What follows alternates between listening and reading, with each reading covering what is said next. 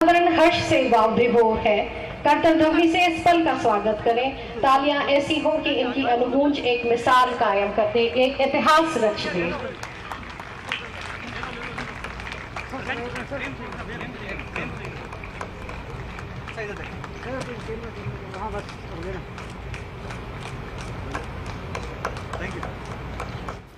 ये पल, ये क्षण एक इतिहास रचने वाला क्षण है।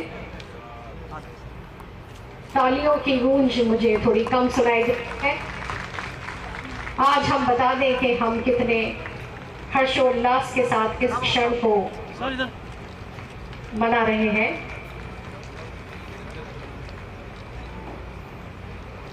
आप श्री को क्षेत्रीय समाचारों का चेहरा बदलने का श्रेय दिया जाता है एवं आप श्री को रचनात्मकता, जुनून, आम आदमी के मुद्दों की समझ, व्यवहारिक विश्लेषण, टीम वर्क, ये सभी आपकी सफलता का मंत्र है। चिन्ह भी आपको भेंट किया गया। और अब मैं सम्माननीय श्रीयुत जगदीश रंजी, माननीय अध्यक्ष एवं प्रबंध निदेशक फर्स्ट इंडिया न्यूज से उद्बोधन हेतु सादर निवेदन करती हूँ। तो फर्स्ट इंडिया के चैनल जगदीश चंद्र को जिलीट की उपाधि से नवाजा गया क्योंकि उनका मंत्र है, जो राहों पर चलते हैं रख मंजिल पर नजर, जिनकी जिंदगी भी खबर, जिनकी मंजिल भी खबर। आदरणीय स्वामी जी, आदरणीय जस्टिस शाही साहब, आदरणीय कल्ला साहब, आदरणीय कुलाधिपति यानी साहब, गुर्जर साहब, सुशील कुमार जी एवं अन्य मंच पर बैठे हुए महानुभाव एवं आमंत्रित अतिथि, आज का दिन निश्चित तौर पे मेरे जीवन का एक अद्भुत और ऐतिहासिक दिन है, जहां मुझे डी.लिट की मानद उपाधि प्रदान की गई है। अगर मैं कल्ला साहब की तरह पढ़ता, रिसर्च करता और फिर पीएचडी की डिग्री लेता तो उम्र बीत जाती, लेकिन ये मान सम्मान और ये सपना जो सोचते थे कभी जगदीश चंद्र नाम के आगे डॉक्टर जगदीश चंद्र भी लिखेंगे, वो इस विद्यापीठ ने पूरा किया। इसके लिए मैं आप सबका हार्दिक आभार मानता हूँ।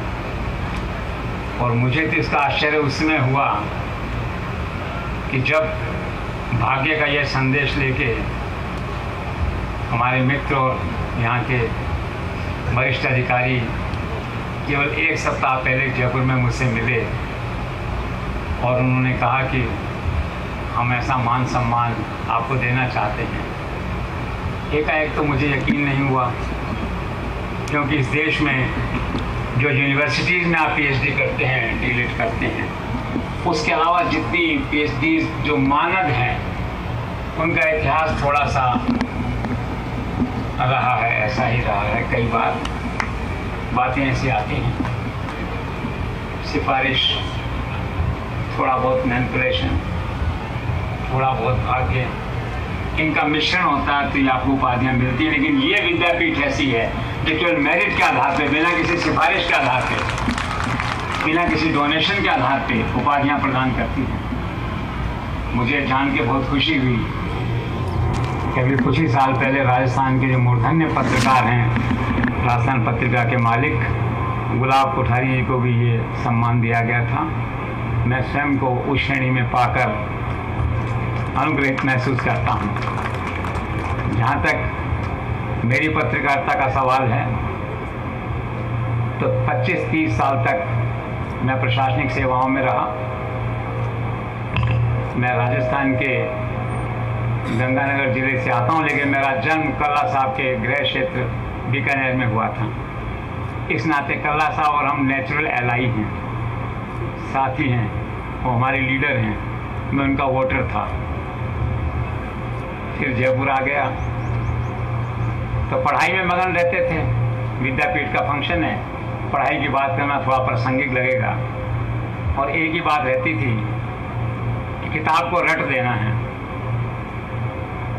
यहाँ प्राध्यापक हैं तो शिक्षा के दो स्वरूप हैं गोल्ड मेडल पाने के या फर्स्ट डिवीज़न लेने के।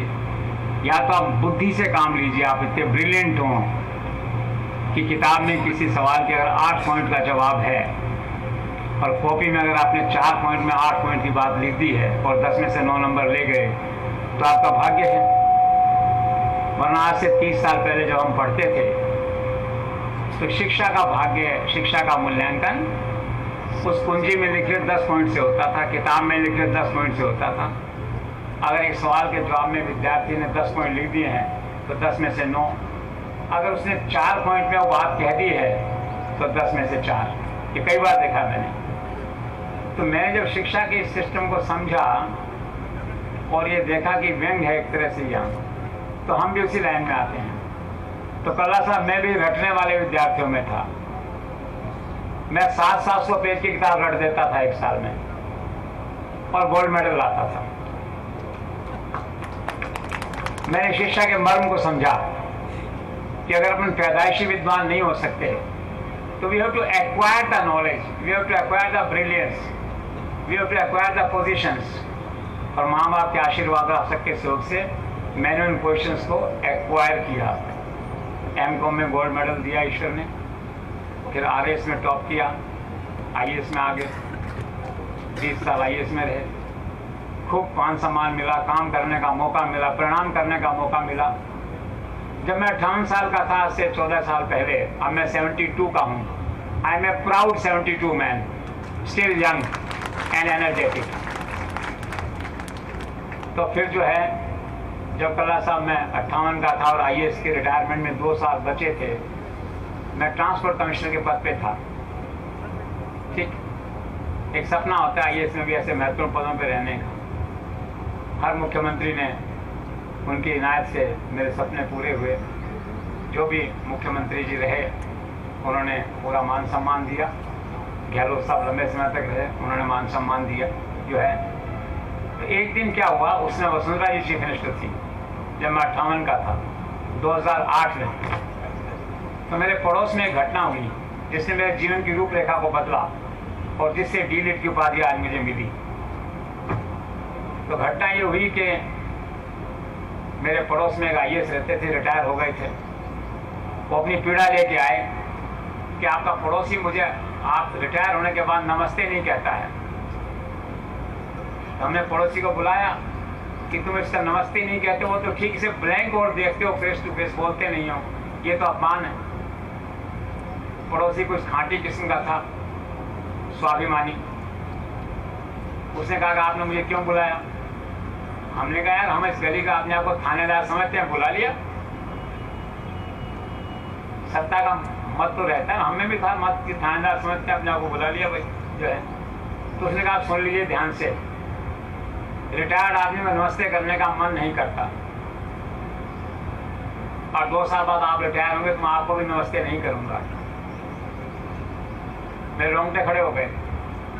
मुझे आने वाला कल दिखाई दिया और मुझे लगा जो जितने बड़े पद से रिटायर होगा उसका सार्वजनिक अपमान उतना ही ज्यादा होगा। और इस दृष्टि से मैंने सोचा कि हमारे प्रधानमंत्री जो चुनाव हारते हैं, मुख्यमंत्री चुनाव हारते हैं, उनका दिल तो पत्थर का होता है। कैसे निभाते होंगे 5 साल बिना सत्ता के, कैसा कैसा अपमान देखते, कैसी उपेक्षा देखते होंगे वो लोग। तो मैंने कहा मेरा दिल तो इतना मजबूत नहीं है मुख्यमंत्रियों जैसा। तो मैंने फिर फैसला लिया कि मैं ऐसी नौकरी करूंगा कल्ला साहब कि मुझे रिटायर ही नहीं होना पड़े जीवन में कभी। 2 साल क्या 20 साल रिटायर नहीं हूं मैं। तो मैंने हाथ जोड़ के मुख्यमंत्री जी के बीआरएस लिया, ईटीवी ग्रुप को मैंने ज्वाइन किया। उसमें 2 चैनल थे, टर्न अराउंड हो गया, प्रॉफिट हो गया। उसके बाद में ईश्वर ने मुझे देश का पहला व्यक्ति बनाया मीडिया में जिसको 17-18 चैनल ईटीवी और रिलायंस के साथ मिलकर लॉन्च करने का मौका मिला पूरे देश में, कश्मीर से कन्याकुमारी तक। उसके बाद ईश्वर ने मुझे पहला मौका दिया कि जब प्रधानमंत्री बाहर जाते हैं जैसा, तो मीडिया के लोग उनके साथ जाते हैं। एक शिष्टमंडल जाता है 10-15 लोगों का। श्री मनमोहन सिंह प्रधानमंत्री थे 10 साल, मैं भी 10 साल ऑल इंडिया सीईओ था ईटीवी और जी में।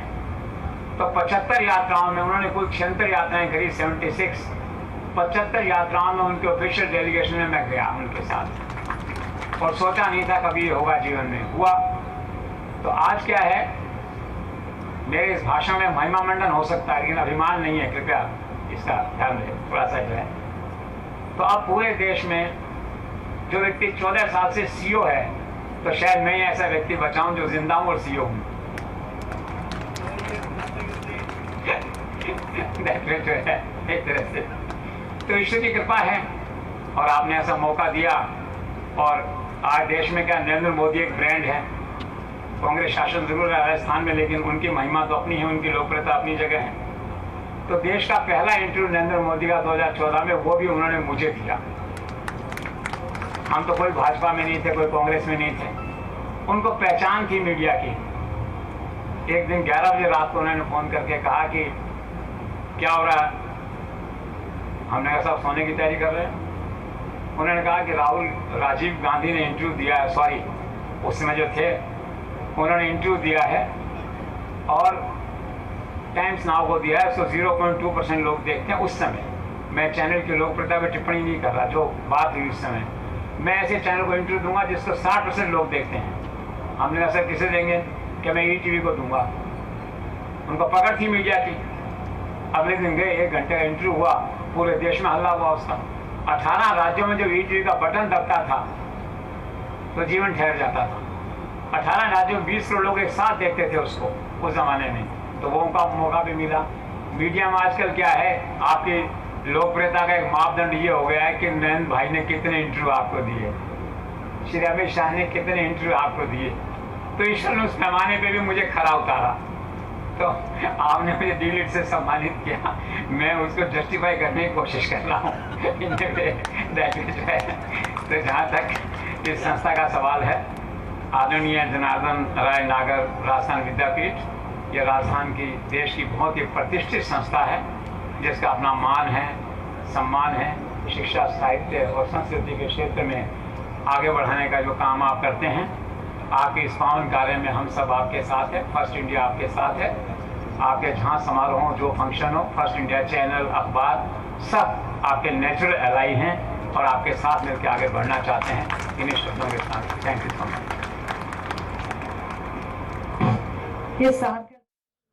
First India channel head Jagdish Chandra, जिन्हें जिलीट की उपाधि से नवाजा गया, मानद उपाधि से नवाजा गया, और उसके बाद उन्होंने सभी को संबोधित करते हुए न सिर्फ अपने जीवन के बारे में बताया और यह भी बताया कि 72 साल की उम्र में वो क्यों सक्रिय हैं, किस तरीके से वीआरएस से लेकर उन्होंने मीडिया में एंट्री की ईटीवी के साथ, और देखते ही देखते देश के उन प्रमुख पत्रकारों में वो शुमार हुए जिन्होंने न सिर्फ मीडिया इंडस्ट्री को बदला बल्कि एक नई सोच के साथ आगे वो बढ़ते चले। उनके लिए सिर्फ इतना ही कहा जा सकता है कि जो राहों पर चलते हैं रख मंजिल पर नजर, जिनकी जिंदगी भी खबर, जिनकी मंजिल भी खबर, जो जीते हैं खबर को हर सांसों के साथ, रखते हैं हर मुद्दे पर बेबाकी से अपनी बात, खबरों की दुनिया में पट्टी के आविष्कारक हैं, चौथे स्तंभ के मजबूत पैरोकारक हैं, जिनके लिए खबर सिर्फ खबर है, ना अच्छी ना बुरी, सिर्फ खबर है, जो सोचते आउट ऑफ बॉक्स हैं और उसे टीवी स्क्रीन पर लाने की रखते सोच हैं।